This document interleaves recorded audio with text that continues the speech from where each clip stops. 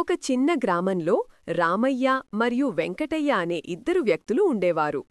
ఒకరోజు వెంకటయ్య తన ఇంటి పక్కనే ఇటుకలు కాల్చే ఇటుకల బట్టి పెట్టుకున్నాడు.